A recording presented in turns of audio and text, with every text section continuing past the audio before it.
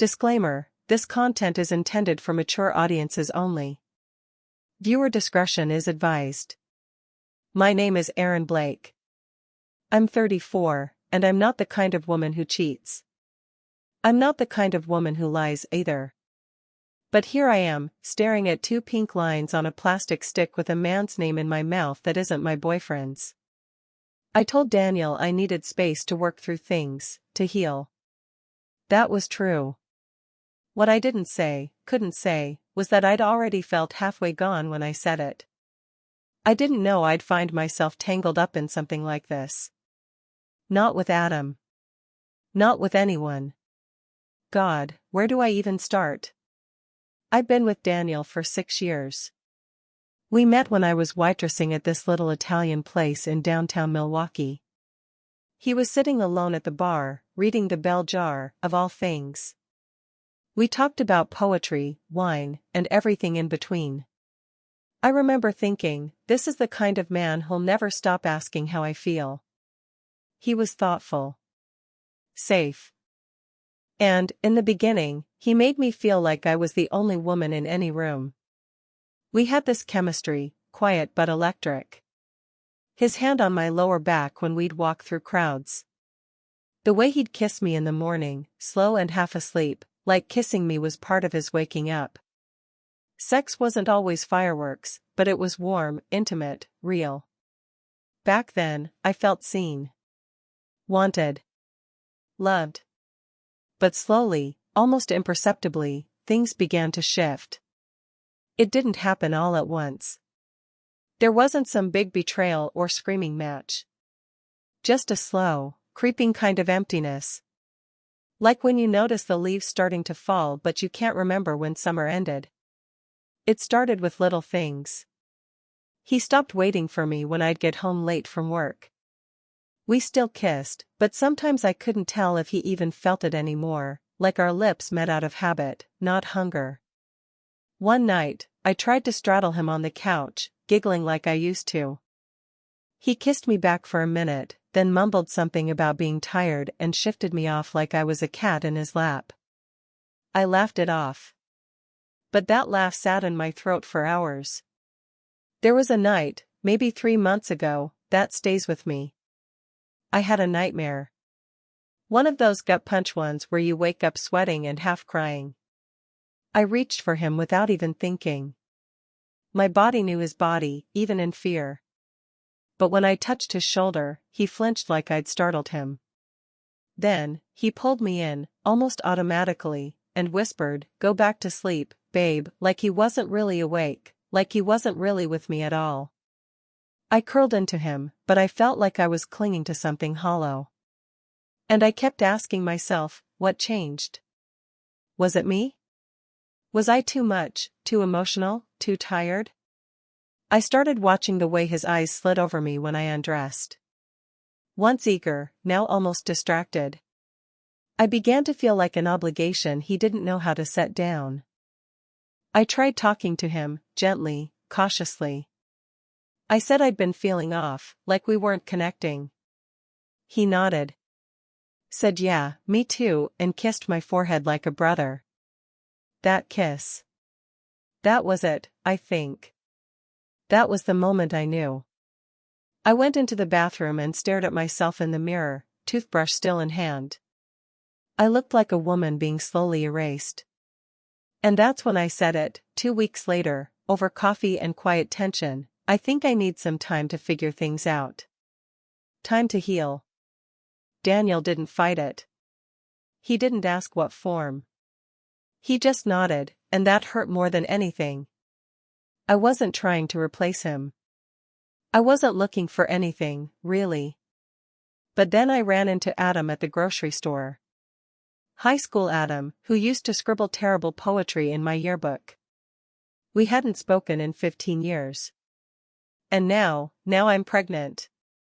And I don't know if I'm the villain in my own story, or just a woman who finally asked herself what it means to be alive. Daniel always shows love with his hands. He builds things, shelves, furniture, the compost bin in the backyard we never used. He massages my shoulders when I'm quiet. He reaches for me in bed even when we haven't spoken all evening. He thinks that if he touches me enough, I'll feel understood. But I don't. Daniel's a paramedic. The kind who comes home with blood on his collar and doesn't say a word about it. He's seen things I can't imagine. Dead teenagers. Suicide attempts. Babies that don't make it. He carries it all in his body. Sometimes I see it in his eyes when he zones out during dinner. For years, I gave him space to cope the way he needed. I didn't ask too many questions. I just kept the house running, tried to be the soft place he could land. But somewhere in all that waiting, I disappeared. A few weeks before I asked for space, we had a fight, not loud, but sharp around the edges. I'd been quiet all day, my mind spiraling after a meeting where I'd been passed over for a promotion. Again. I wanted him to notice. To ask. But he walked in, kissed me like he was clocking in, and tossed his bag on the floor. That was it. No, how was your day? No eye contact. No sense that he could feel me unraveling. I said, rough shift? He nodded, opened the fridge, and said, you didn't make the quinoa stuff? I just stared at him. It wasn't about the quinoa. It was about the way he hadn't looked at me in days. It was about how small I felt in the house we'd built together. Daniel, I said, voice cracking. Do you even see me anymore? He paused. Then walked toward me and wrapped his arms around my waist. Of course I do, he whispered, kissing my neck. But I stiffened. Because that's all he ever did, reach for my body when my heart was breaking. I pulled back, gently, and said, that's not what I meant. He looked wounded. I'm trying, Aaron. I'm here. I'm home. I hug you. I hold you. What else do you want from me? I want you to listen, I said, louder than I meant to. I want to talk without being fixed or kissed or touched. He blinked, then looked away. You're making this about something it's not. No, I said quietly. You're pretending this is fine because you don't know how to feel anything that doesn't come with a solution. He left the room. And I sat on the kitchen floor until the pasta boiled over. That's the thing about Daniel, he does love me. I believe that. But his love is all instinct and motion. It's hands, not words. Action, not presence. He brings me chamomile tea when I can't sleep, but never asks why I'm lying awake. He kisses my shoulder in bed but never notices the tears I wipe into the pillow. And when I started pulling away, emotionally, then physically, he noticed. But he didn't understand.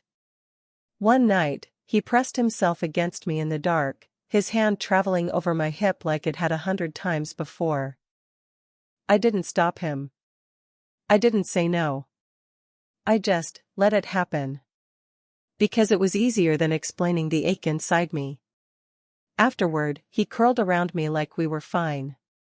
But I stared at the ceiling and thought, he doesn't even know I'm gone. That was the night I typed out a message to an old friend from high school. Adam had posted a poem on Facebook, something raw and terrible about loneliness and missed connections. It wasn't good. But it was honest. And I was starving for honesty. I didn't think it would go anywhere. I didn't think it would matter. But it did. And now everything, my body, my relationship, my life, is a complicated mess of half-truths and what-ifs. I wish I could say Daniel ever made me feel this conflicted. But that would require him seeing enough of me to challenge me. And I don't know that he ever really has. Daniel walked into the kitchen while I was doing the dishes. I was standing barefoot, sleeves pushed up, warm water running over my hands, and I heard him behind me, the way I always do, by the soft shuffle of his boots against the wood floor. He came up behind me and slid his arms around my waist, resting his chin on my shoulder. You smell like lemons, he said, voice low, like it was supposed to mean something more. I stiffened. Not noticeably, I hoped. Just enough that my elbows tucked in tighter, my hands suddenly unsure what to do with the dish in them. Long day? He asked, his lips brushing the top of my ear. Yeah, I said, trying to keep my voice neutral. Just a lot of emails. He pressed a slow kiss to my neck. Once, then again, lower this time. His hand slid over my stomach, fingertips grazing under my shirt. I froze. Not because I didn't love him, God, I wish it were that simple, but because my mind felt a million miles away, like I was watching the whole thing happen from outside my body. I missed you, he murmured. I forced a small laugh. You saw me this morning. Still missed you. He kissed me again. I didn't kiss back. I didn't move. Just stood there with my hands still wet, heart thudding awkwardly in my chest. Finally, I said, can you not right now? I'm in the middle of something. He stepped back, hands dropping to his sides. Jesus. Sorry.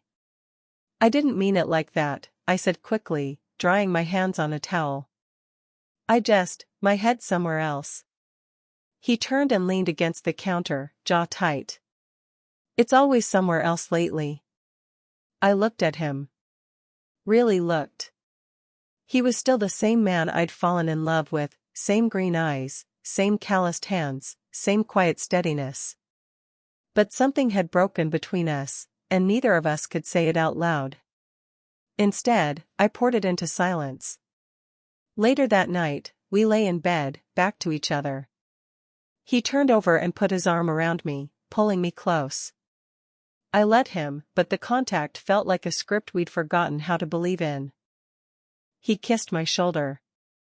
I didn't flinch, not exactly, but my breath caught in that way it does when you're trying not to show discomfort. Aaron, he whispered. What's going on with you?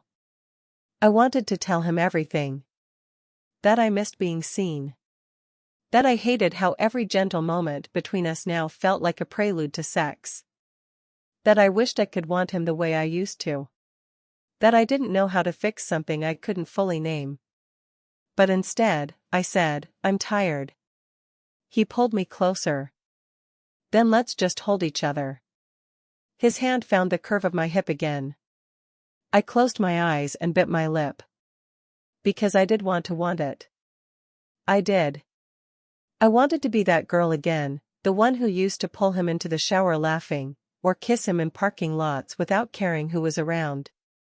I wanted to stop overthinking every touch, every sigh, every kiss that landed on me like a question I didn't have an answer for. But I couldn't unfeel the distance. I couldn't ignore the resentment building quietly inside me, the feeling that I was becoming someone else's version of intimacy, instead of my own.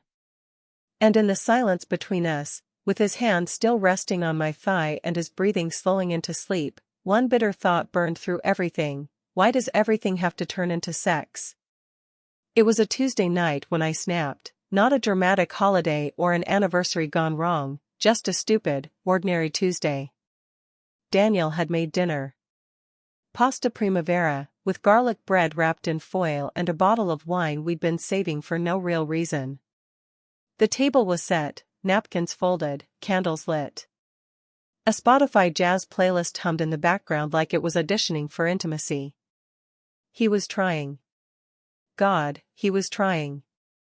I should have appreciated that. I should have smiled and leaned into the effort. But something about the performance, the quiet clink of cutlery, the way he looked at me like he was waiting for a verdict, made my skin itch. I picked at my food. The smell of roasted vegetables turned my stomach, which wasn't entirely unusual lately. I hadn't told him yet about the pregnancy. I kept thinking I would. That the right moment would present itself. But I was hoarding that secret like it might save me from something. He poured me a glass of wine. I shook my head. I'm not drinking right now. He raised an eyebrow. Since when? I hesitated. Just, haven't been feeling great. He shrugged and sipped his Well, this is nice, right? He said, gesturing at the table like it proved something. Feels like we're getting back to us. I don't know what it was, the word us, the quiet confidence in his voice, or the faint hope in his smile, but it hit me like a punch to the chest. I put down my fork. Back to us? I said, my voice cracking. When did we agree there was still an us to get back to? His face froze. Aaron, no, I said, standing up suddenly. My chair scraped across the floor. You keep pretending everything's fine because you light a candle and boil some noodles, and I can't keep pretending with you. He stood too, now defensive. Where's this coming from? I'm trying, Aaron. I'm showing up. What else do you want from me? I laughed, bitter and high-pitched.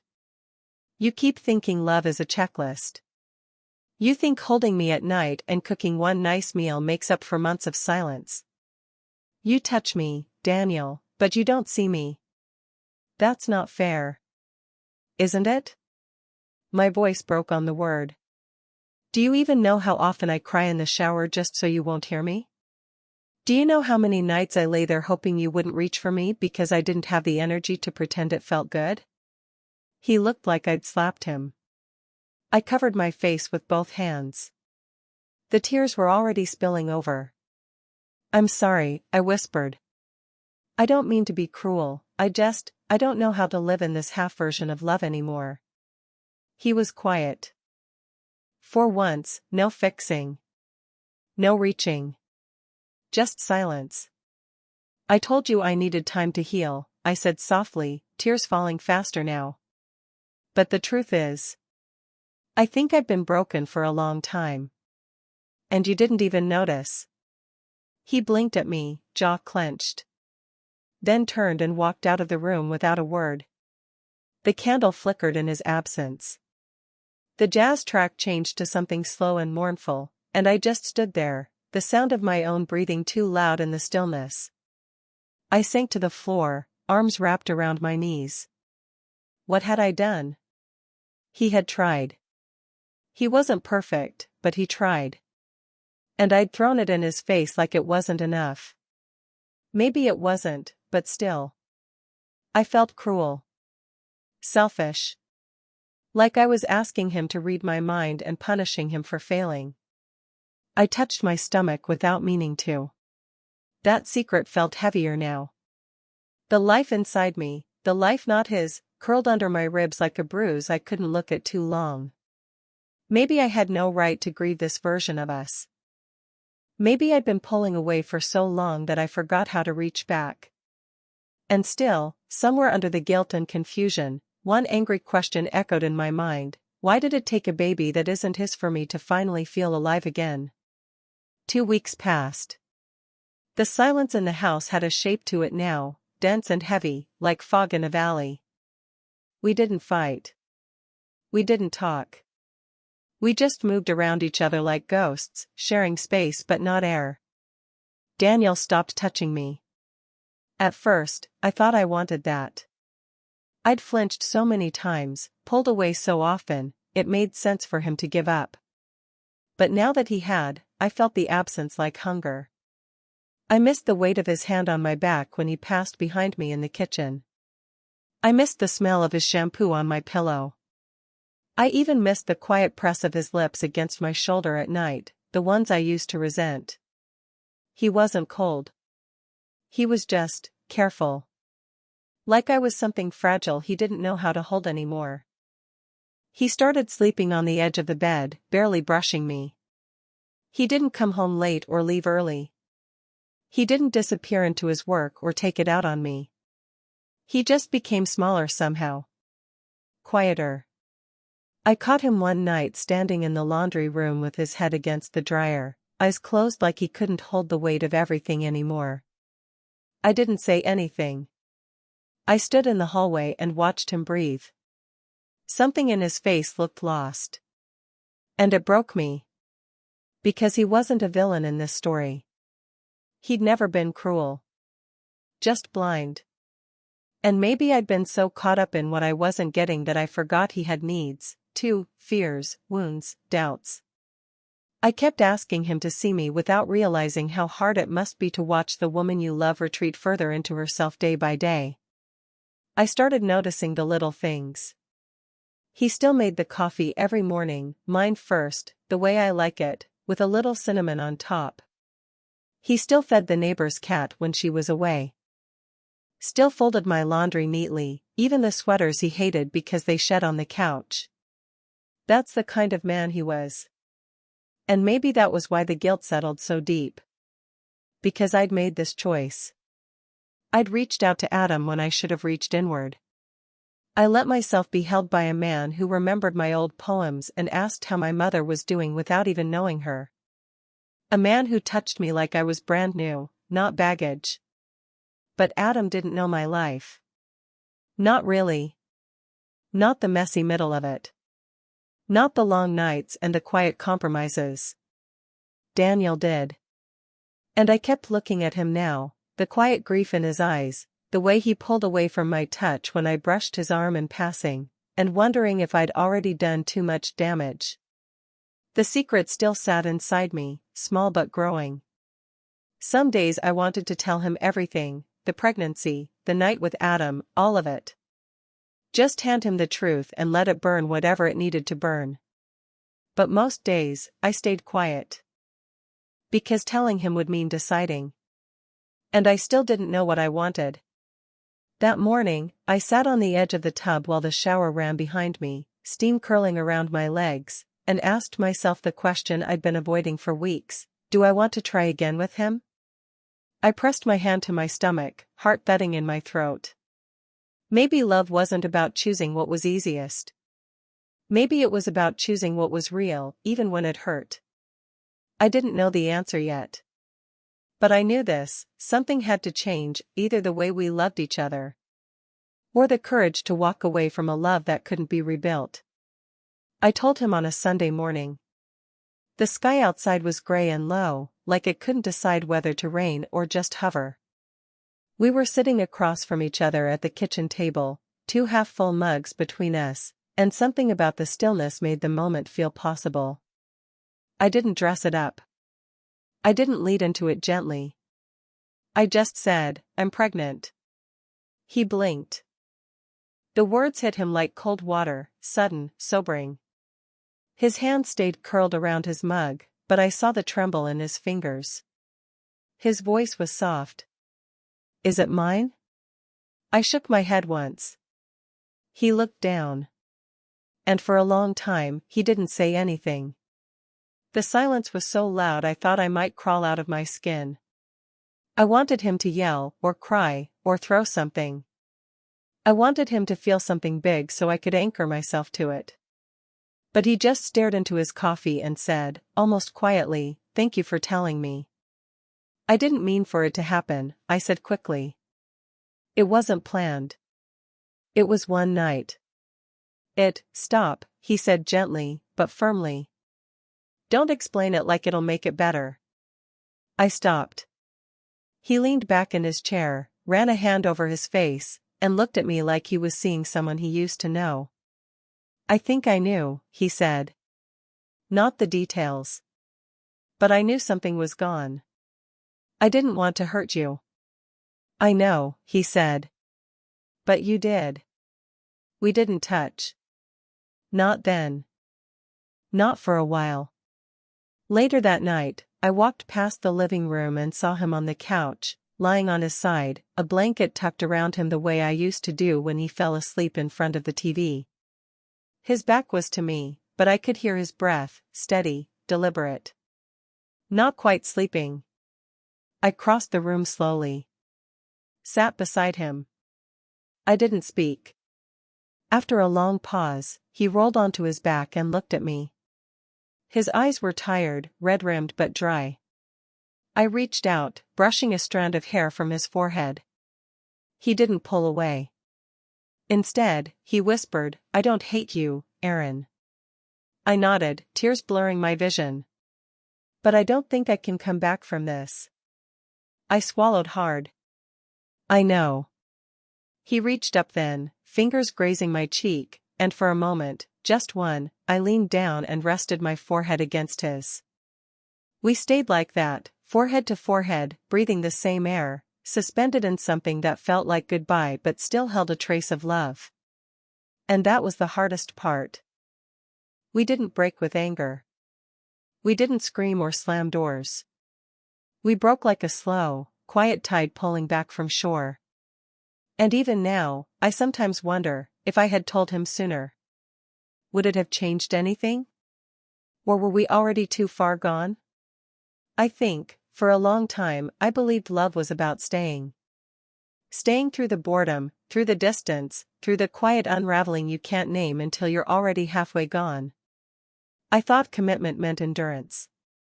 That if you just held on long enough, if you did all the right things, date nights, touches on the small of the back, splitting groceries, and remembering to text when you're late, that love would stay, too. But it doesn't always. Sometimes, love goes missing long before the people do. And the hardest part is that it doesn't happen with shouting matches or broken vases. It happens on Tuesday mornings when the coffee tastes fine but not good. On Thursday nights when the kiss goodnight lands 2 inches off your mouth and no one says anything. It happens when you stop telling each other the small things, the weird dream you had, the article that made you cry, the way your boss looked at you like you were invisible. Love leaves in fragments. And if you're not paying attention, you don't even notice it's gone until someone else looks at you like you matter and suddenly you remember what it felt like to be seen. That's what happened with Adam. It wasn't some wild affair. There was no passion in a hotel room, no whispered lies. It was a conversation in a grocery store aisle, an old classmate asking how I'd been. It was someone hearing my answer and really hearing it. Asking about my writing. Remembering my mom had cancer back in high school. Laughing at my jokes in that soft, surprised way people do when they didn't expect to enjoy you. It was light. And for one night, I let myself be held in that light. I told Daniel I needed time to heal, and I meant it. But I didn't know then that part of healing would mean making a mess. That part of healing is confronting the ways I disappeared inside a relationship that looked good on paper but felt like suffocation in my bones. Daniel is a good man. He's kind. Thoughtful. Loyal. But somewhere along the way, we lost the thread of each other. And I kept waiting for him to follow me into the dark, to say, I see you. I miss you. Come back. But he didn't know I was gone. Not really. And that's what broke me. I don't blame him. I don't even blame myself, not fully. I think most people don't teach us how to ask for the right kind of love. We learn how to give, how to endure, how to keep the peace. But not how to say, I need more. Not how to say, I want to be touched like my soul matters, not just my body. I wanted emotional intimacy. Real intimacy, the kind that feels like being let in, not just laid down. And when I couldn't find it, I did the one thing I promised myself I never would, I ran into someone else's arms, hoping I'd find myself there. I didn't. Not really. But I found something else. Clarity. Now, I'm learning to love myself without apology. I'm learning that desire isn't shameful, but it is sacred. And that I get to choose what kind of love I want, even if it means walking away from one that's safe but no longer alive. I don't know what the future looks like. The baby is coming. Adam isn't in the picture. Daniel and I talk sometimes, kindly, distantly. Like two people who once shared a language they no longer speak. I still miss him. But I miss me more. And maybe that's what healing really is, choosing yourself even when it breaks your heart. So if you're listening to this, if you're in the middle of the quiet, wondering if you're crazy, if you're ungrateful, if you're asking for too much. You're not. You're just waking up. And it's okay to want a love that sees all of you. Even the parts that forgot how to ask for it. 1.